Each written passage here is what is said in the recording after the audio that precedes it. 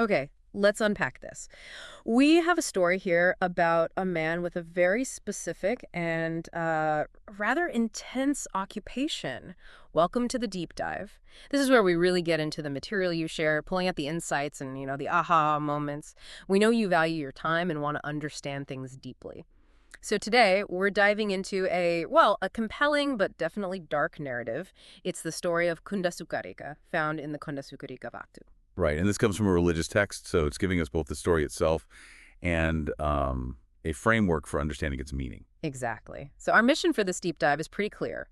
Understand Cundasūkarika's life, what happened to him, these really dramatic consequences, and figure out what we can learn from it all. It's interesting, isn't it? Using a narrative, a life story, to convey a specific message or teaching. Definitely.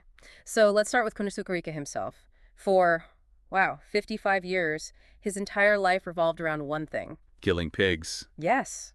Killing pig. It wasn't just a job, it was everything. How he fed his family, how he made a living, selling the pork, eating it.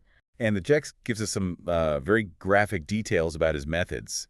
It wasn't quick or humane. No, not at all. He'd apparently get young pigs from villages, sometimes trading basic things like rice for them. Trading food for the animals he'd later kill. Yeah, then he'd raise them in an enclosure near his house, and when it was time, he'd pick one out, tie it down really securely. And then comes the part with the mallet. Right. The text specifically mentions a four-sided mallet. He'd beat the pig's body with it.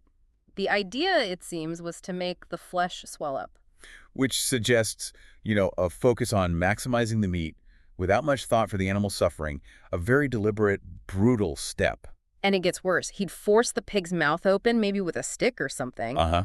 Then pour boiling hot water down its throat. He used a metal ladle for this. Wow. The text even describes how this scalding water would pass right through the pig's system, forcing out waste. It's a really visceral image. It absolutely is. It conveys the sheer agony involved, and that detail about the waste just emphasizes how invasive it was. He wasn't done yet, though. More boiling water on the back to loosen the skin. Okay. Then a torch to burn off the hair. Right. And only then would he cut off its head with a sharp knife. He'd collect the blood, mix it with the meat, cook it all up. And share it with his family, selling whatever was left over. This was his routine for 55 years. And the source makes a point of saying, during all that time, there's no record of him doing anything good. Yeah, no acts of kindness, charity, not even small things like offering a flower or a spoonful of rice to someone in need. Nothing. It paints a picture of a life just completely consumed by this cycle of killing. Okay, so that's the life. Now, the consequences. Things take a really sharp turn. He gets sick. He gets incredibly sick. But it's described as more than just illness. Even while he's still alive, the text says he starts experiencing the torments of Avicii. Avicii being described as this great hell, a place of just unimaginable suffering. The text tries to give us a sense of it. It talks about this intense heat. Yeah, so hot it could supposedly damage your eyes, even if you looked at it from, 100 leagues away? Something like that. Just trying to express this incredible intensity. And there's that analogy from Venerable Nagasena, right? Yes. To help understand how someone could even endure such a place. He compares it to a huge stone, like the size of a house, instantly dissolving in the hellfire. But beings reborn there, they endure because of the power of their karma. Like a fetus developing safely in the womb, sort of protected by its own karmic conditions, despite the environment. It's a powerful comparison. It really drives home that the duration and intensity of the suffering are tied to the actions, the karma. Exactly. The consequences fit the cause. So as Cundasūkarika is suffering from this illness, his behavior becomes, deeply disturbing. He starts acting like a pig. Yeah. Yeah. Making pig noises, squealing, grunting, crawling around his house on his hands and knees, moving from room to room, seemingly in agony. It's like a horrifying mirroring of the suffering he inflicted for all those years. The sounds, especially. Just embodying the pain of his victims. His family, understandably, tries to stop him. They hold him down, try to cover his mouth, to stifle the cries. But the text is very clear here. It quotes this line, Which basically means, the result of karma cannot be stopped by anyone. It's presented as just, inevitable. an inescapable law of cause and effect, really. Your actions set things in motion, and those consequences will play out. And his cries, his suffering, it wasn't quiet. It was so loud that the neighbors in 7 houses nearby couldn't sleep. Imagine that. The sound must have been terrifying, his personal suffering rippling out to affect the whole community. This goes on for 7 days straight, just constant torment. 7 days. On the 8th day, he dies, and the text says he was immediately reborn in Avicii hell. So the earthly suffering was just a preview, almost. It seems so. The text even mentions another source, the Tevadutta Sutta, for more detail on Avicii. Reinforcing that connection between his final days and the state he entered after death. Now, there's an interesting side note here involving some monks. Oh, right.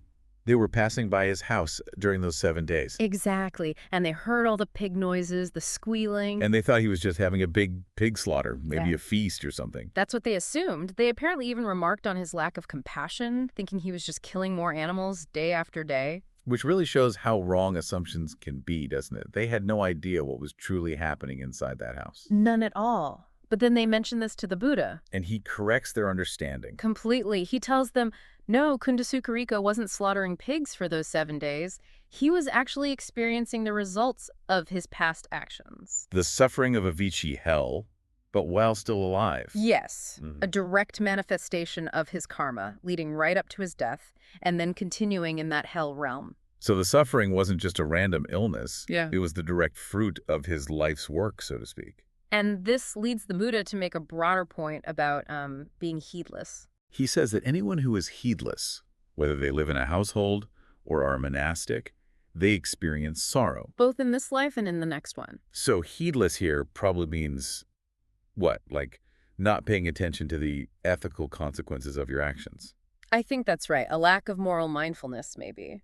Not considering the harm you cause, leading to these negative outcomes. And then he recites that verse. Here he sorrows, hereafter he sorrows, the evildoer sorrows in both existences.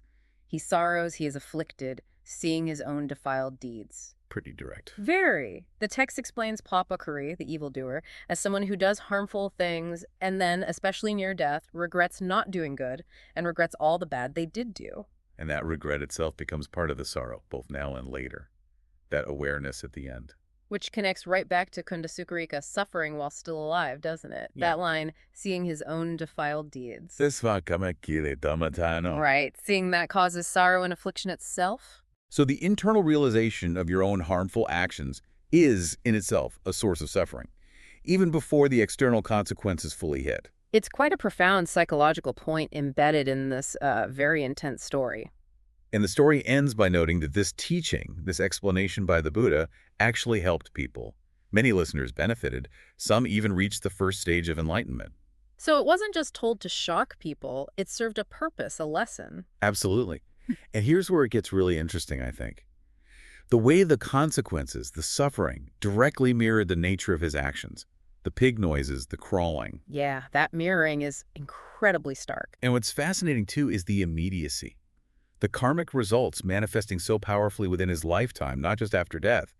It really highlights how tightly actions and experiences can be linked. So what does this all mean for you listening to this? It's definitely more than just a grim cautionary tale about a pig butcher. Well, if we try to connect this to the bigger picture, this kind of narrative really pushes us to consider the ethics of our own lives, doesn't it? The potential impact of our choices, our actions, both the big ones and maybe the smaller ones too. It's a call to be more mindful. Yeah, mindful of the consequences. Right. Consequences that might unfold now or later. Which brings us to, I guess, a final thought to leave you with. If Cundasūkarika faced such extreme, direct suffering for his very overt actions, what subtle consequences might be set in motion by our own choices, the ones that seem much smaller, less obviously harmful? It's a challenging question. It prompts reflection on the whole web of cause and effect in our lives and the real importance of cultivating compassion and just ethical awareness day to day. Something to definitely think about. Thank you for joining us for this deep dive.